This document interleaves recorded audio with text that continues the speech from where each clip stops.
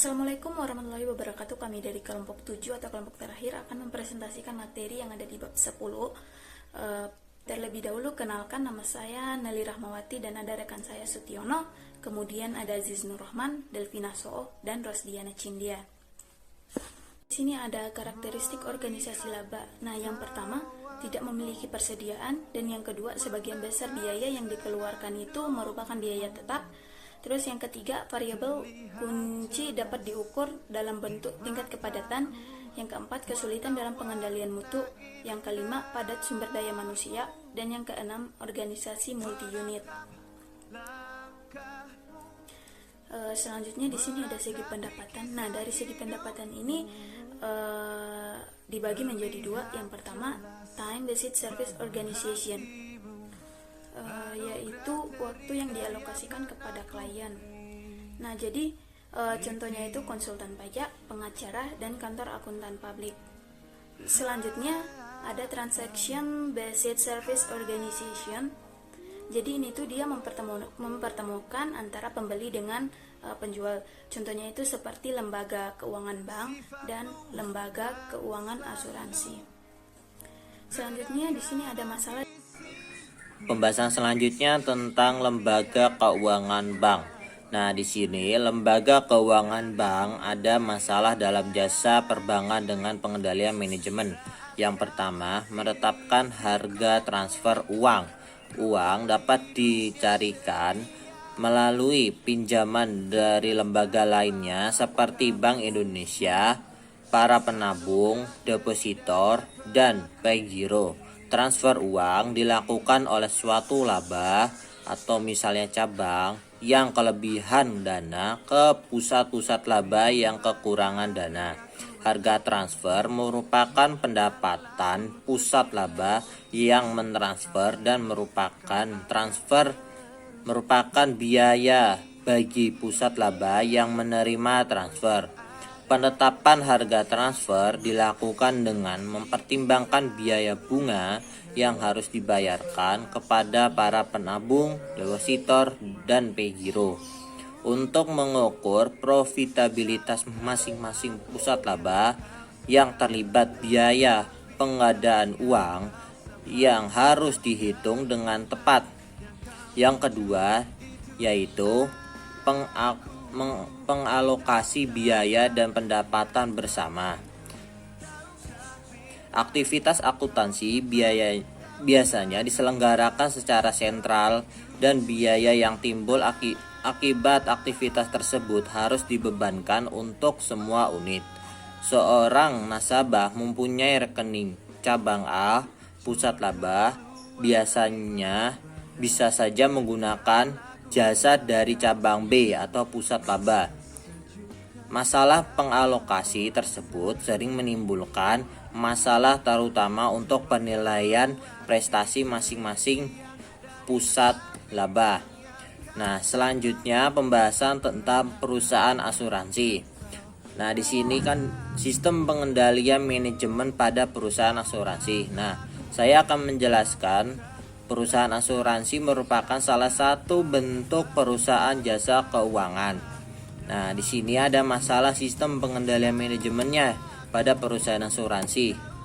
Yang pertama, menentukan harga jual atau premi asuransi yang dibayar oleh konsumen.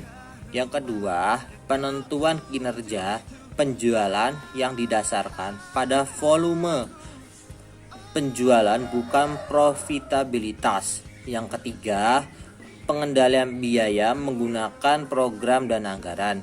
Yang keempat, pengendalian investasi pada perusahaan asuransi pada prinsipnya sama dengan organisasi jasa lainnya dan memperhitungkan tingkat resiko. Nah, selanjutnya kita akan membahas tentang karakteristik organisasi profesional yang berbeda dengan karakteristik jasa. Nah, apa sih organisasi profesional? Organisasi profesional merupakan organisasi yang memberikan jasa kepada kliennya atas dasar kompensasi yang dimiliki. Nah, di sini ada beberapa karakteristik yang dimilikinya. Yang pertama, aset di dalam organisasi ini bersifat intangible, yaitu berupa skill anggota profesi. Oleh karena itu, didasarkan pengukuran keberhasilan dan kriteria untuk pembuatan keputusan haruslah dikaitkan dengan aktivitas skill aset tersebut. Yang kedua, ukuran output sulit ditentukan. Hal ini disebabkan output organisasi profesi bersifat intangible. Yang ketiga, tidak ada standar produk karena pekerjaan yang dilakukan oleh profesi cenderung non repetitif. Hal ini karena menyulitkan perencanaan waktu yang dilakukan untuk suatu kegiatan dan menetapkan standar profesi operasi. Yang keempat, tidak ada perbedaan yang jelas antara aktivitas pemasaran dengan aktivitas produksi. Yang kelima, dalam melaksanakan aktivitas, para profesi dimotivasi oleh dua ukuran, yaitu ukuran yang berasal dari organisasi dan ukuran yang berasal dari sesama anggota profesi. Pembahasan selanjutnya tentang karakteristik perawatan kesehatan. Yang pertama di sini yaitu masalah pelayanan sosial yang sulit. Yang kedua, perubahan dalam bauran penyediaan pelayanan. Yang ketiga, pembayaran pihak yang ketiga. Yang keempat, profesionalisme yang tinggi. Baik, di sini saya akan menjelaskan tentang implikasi sistem pengendalian manajemen dalam organisasi profesional. Nah, yang pertama menyangkut penentuan harga. Dalam penentuan harga, organisasi profesi cenderung menentukan harga jual jasa berdasarkan tradisi. Di dalam masing-masing profesi, terdapat struktur fee yang dikaitkan dengan banyaknya waktu yang dialokasikan terhadap jasa yang diberikan kepada karyawan. Yang kedua itu penyusunan program dan anggaran. Nah, dalam penyusunan program dan anggaran, organisasi profesi menyusun program hanya berisi rencana staffing jangka panjang, tidak meliputi semua aspek pada organisasi perusahaan. Sistem penyusunan anggaran umumnya tidak dikembangkan dengan baik karena tidak tersedia data secara maksimal. Terus, yang ketiga itu pengendalian operasional serta pengukuran. Karena produk yang dihasilkan berupa jasa profesi, maka diperlukan ukuran yang bisa menjamin bahwa jasa tersebut digunakan dengan menggunakan waktu semaksimal mungkin. Ukuran yang menjadi perhatian manajemen adalah the blink time ratio, yaitu rasio antara jumlah waktu yang digunakan untuk mengerjakan jasa dan waktu yang tersedia. Terus yang terakhir itu penilaian program. Beberapa ukuran prestasi bisa diterapkan untuk organisasi profesi, misalnya kedisiplinan dan kemampuan. Yang berikutnya itu karakteristik organisasi non-laba. Yang pertama yaitu tujuan. Organisasi ini memberikan kontribusi terhadap kesejahteraan umum, misalnya organisasi pemerintahan, pendidikan, dan organisasi sosial lainnya. Yang kedua, modal. Dalam organisasi non-laba berasal dari sumbangan atau donasi. Yang ketiga, akuntansi. Organisasi non-laba umumnya menggunakan akuntansi dana. Akuntansi dana adalah proses untuk menghasilkan informasi mengenai setiap bidang yang dibutuhkan. Kenapa begini ya?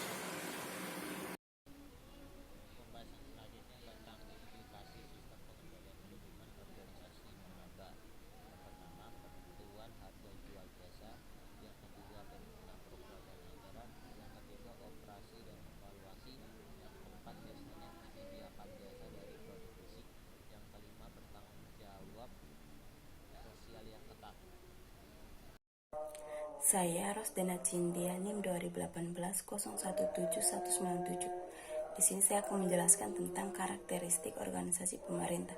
Yang pertama itu dari pengaruh politik. Maksudnya di sini keputusan organisasi pemerintah seharusnya tidak dominasi untuk golongan tertentu saja, tetapi untuk seluruh rakyat. Terus yang kedua, informasi publik. Terus yang ketiga, sikap terhadap klien. Terus yang keempat, pita merah. Maksudnya di sini tuh pemerintah mempunyai banyak regulasi yang seringkali menimbulkan pita merah, yaitu birokrasi yang berlebihan dan berbelit-belit sehingga menyulitkan pencapaian tujuan organisasi. Terus yang berikutnya, kompensasi manajemen. Yang berikutnya tentang akuntansi. Maksudnya sistem akuntansi organisasi pemerintah mengacu pada standar akuntansi pemerintah atau SAP. Terus yang berikutnya tentang sistem pengendalian manajemen pada organisasi pemerintah mencakup hal-hal sebagai berikut. Yang pertama itu penyusunan program dan anggaran. Terus yang kedua, pengukuran kinerja yang dikelompokkan menjadi 3, yaitu ukuran hasil, ukuran proses.